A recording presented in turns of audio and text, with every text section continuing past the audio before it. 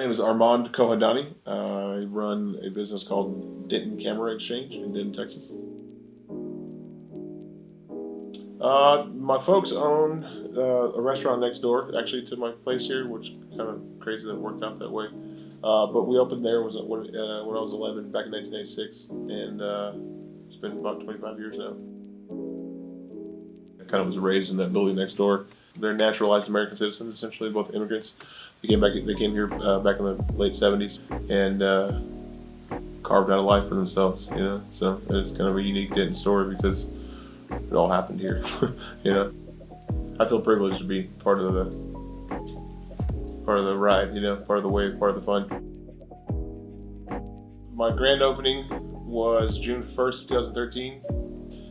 I was a photographer at the time, working as a professional, and I kind of wanted a little bit more of a professional look, I guess, in my business, but then I didn't really want to go in that direction of just doing photography. So I got the place more or less in line with the office space that was available. And the downstairs area here, like the storefront, which kind of evolved into the storefront, it started out as more of like just a photography space. At first it could have gone one way or the other. At first I kind of felt like it could have been like a studio space kind of a deal or retail outlet kind of a deal. So it ended up kind of just being more buying and selling. I'm here because I love it, and it's important to me. Shooting film is.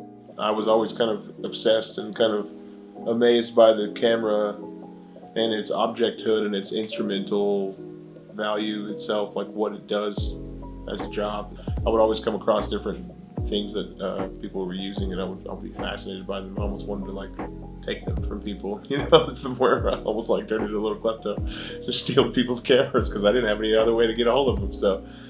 So that turned into me just shooting the rest of my mom's roll of film, and then, you know, looking over her shoulder to when my photos started, when she would be flipping through them at the mall at Fox Photos. So my passion for photography started in about 2015 when I picked up a Polaroid camera, and then all of my family members gave me their old cameras, and I just kind of started collecting them and using them, and I taught myself how to process 35, and then I taught myself how to process 120. You know, you learn more and more about it as you do it, but it's mainly just the physical motion. You have to wind each shot. You can hear the gears inside of the camera moving.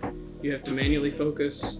You know, it's all about you making the photo instead of the little machine doing it for you. So, tell me about the business during COVID.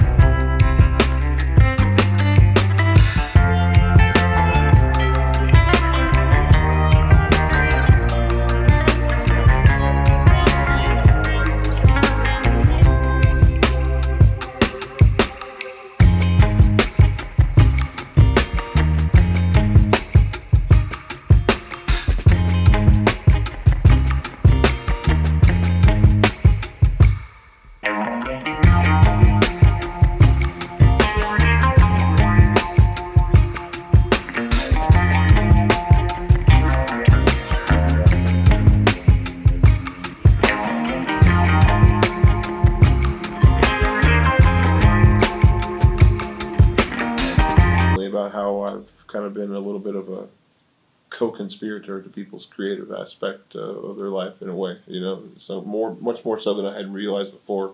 And I'm going through the individual slide photos and I'm seeing all these memories throughout their lifetime, and not just that, but also the stories that come along with the tools that these cameras are to people, you know. I get a hold of a lot of estates of cameras, and given that they're the tools that people use to record the stories of their lifetimes, the tools themselves kind of tell a story over time. You know, there's a lot of different characteristics that you can really peel out of the camera bag, if you will, and at the end of the day, that you start to kind of almost be intrigued by the photographer themselves. because you see the tool that they're using, you see the bag they carried, you see a part of their life that they really kept and held dear to themselves. And so I find it kind of rewarding when I get to see the actual photographer. You know, if you were to look at a football field of photographic history, you know, digital photography would be maybe where they kick extra points from, you know, maybe from like the 3, 4, 5 yard line to the end zone. And so if you ignore everything else that has come before what is out now, then you're not playing football anymore, so to speak. You're not doing photography, if you will. Photography intact and whole, because if the mediums that were lost to time are erased from history, then something will be lost.